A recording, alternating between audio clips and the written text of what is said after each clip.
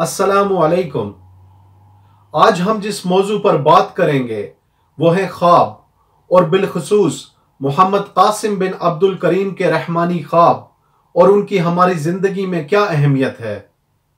बहुत से लोग ये सवाल करते हैं कि मोहम्मद कासिम बिन अब्दुल करीम अपने ख्वाबों को क्यों बयान करते हैं और वो ये ख्वाब दूसरों से क्यों शेयर करते हैं,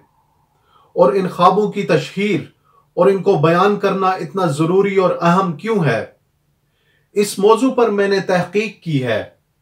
और मैं आज आपको कुरान और हदीस की रोशनी में ये तफसील से बताऊंगा कि मोहम्मद कासिम अपने रहमानी ख्वाबों को हर किसी से क्यों बयान करते हैं। क़यामत के करीब बहुत कम ख्वाब ऐसे होंगे जो सही नहीं होंगे। नबी करीम सल्लल्लाहु अलैहि वसल्लम ने फरमाया, ऐसा इस वजह से होगा क्योंकि नबूवत और इसके आसार इतने दूर होंगे कि मोमिनीन को ख्वाबों के जरिए रहनुमाई दी जाएगी, जो इनके लिए कोई अच्छी खबर लाएंगे या इनको सब्र करने और ईमान पर कायम रहने में मदद देंगे। इसी तरह से एक और हदीस में आया है कि सच्चे ख्वाब नबूवत का हिस्सा हैं, जैसा कि आप सल्लल्लाहु अलैहि वसल्लम ने फरमाया, सच्चे ख्वाब नबूवत का 46वां हिस्सा हैं। ख्वाबों को इस्लाम में एक खास अहमियत हासिल है। कुरान में हजरत यूसुफ अलैहिस्सलाम का किस्सा उन लोगों को जगाने और उनकी आंखें खोलने में मदद करता है जो मोमिनीन के ख्वाबों और उनसे मुंसलिक रहनुमाई को जुठलाते हैं और बिला जवाज उन पे शक करते हैं। बल्कि कुरान में तो यूसुफ अलैहिस्सलाम के दौर के एक ऐसे गैर मुस्लिम बादशाह मिस्र के ख्वाब का जिक्र है जिसके ख्वाब का जिक्र अल्लाह ने खुद किया है, और इसके ख्वाब ने उसकी सल्तनत को एक बहुत बड़ी मुसीबत और आफत से बचाया था। अल्लाह ताला कुरान मजीद में सूरह यूसुफ में फरमाते हैं, बादशाह ने कहा, मैंने ख्वाब में देखा है कि 7 मोटी ताजी फरबा गायें हैं जिनको 7 लागर दुबली पतली गायें खा रही हैं, और 7 बालियां हैं हरी भरी और दूसरी 7 बिल्कुल खुश्क।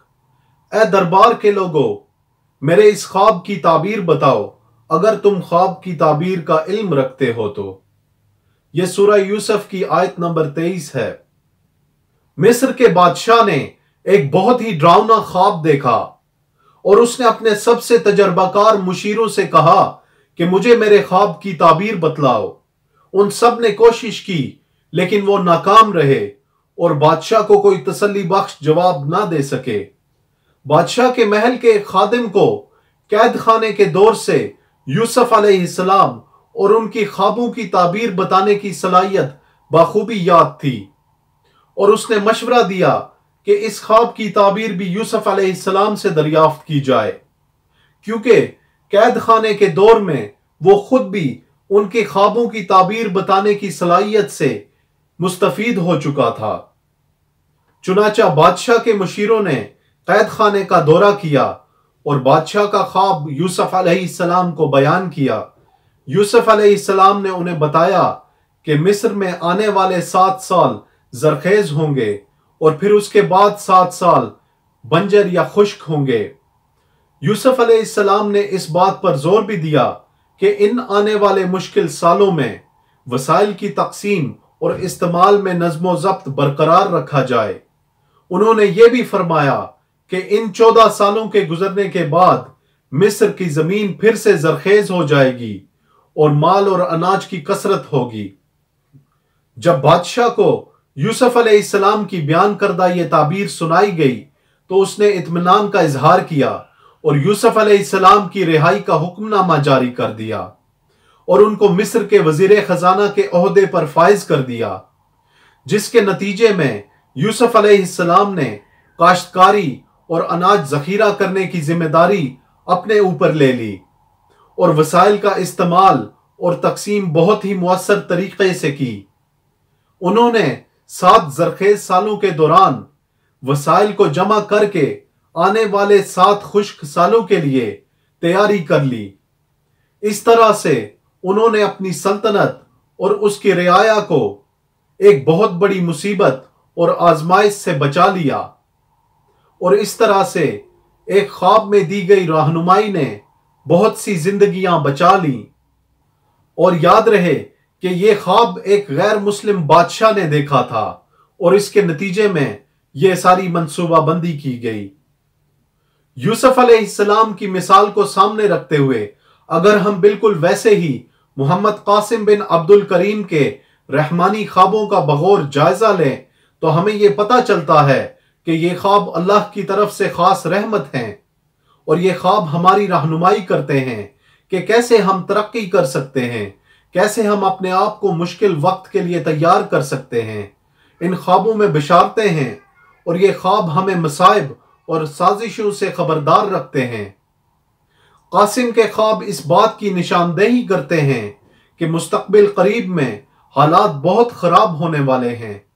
और हमें इसके लिए मंसूबाबंदी करनी चाहिए, वरना अगर मोहम्मद कासिम के रहमानी ख्वाबों के मुताबिक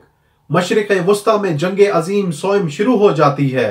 तो एक बहुत बड़ी तादाद में इंसान बिलखुसूस मुसलमान लुक़मा अजल बन सकते हैं। इस तबाही से बचने के लिए हमें इन ख्वाबों को लाजमी फैलाना होगा और हमें मुत्तहिद होकर लोगों की जिंदगी बचाने के लिए मंसूबाबंदी करनी होगी। अगर हम ये मंसूबाबंदी नहीं करते तो मासूम लोगों की कसीर तादाद जंगो जदल का शिकार हो जाएगी। मोहम्मद कासिम के रहमानी ख्वाबों की तशहीर से हम लोगों में इस एहसास को मजीद उजागर करेंगे कि वो अपनी हिफाजत के लिए एहतियाती तदाबीर इख्तियार कर सकें और ये महसूस करें कि इन ख्वाबों को फैलाना और दूसरों तक पहुंचाना कितना अहम और ज़रूरी है। इस तनाजुर में अगर पाकिस्तान को सामने रखा जाए तो मोहम्मद कासिम के ख्वाबों को फैलाने से न सिर्फ लोगों में बेदारी आएगी बल्कि ये ख्वाब लोगों को उस वक्त पाकिस्तान की क़यादत और बिलखुसूस आर्मी चीफ को इस बात पर कायल करने में भी मदद देंगे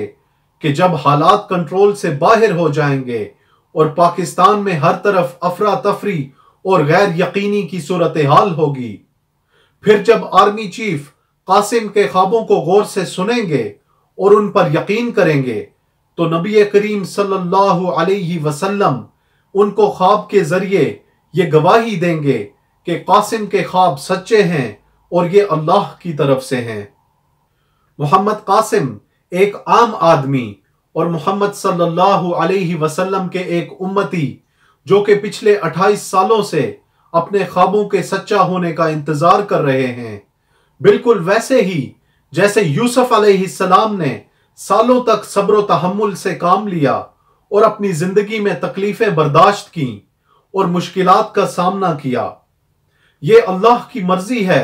कि वो किस पे अपनी खास रहमतों का नुज़ूल करे और इनको नेक लोगों में शामिल कर दे। अल्लाह ताला कुरान मजीद में फरमाते हैं,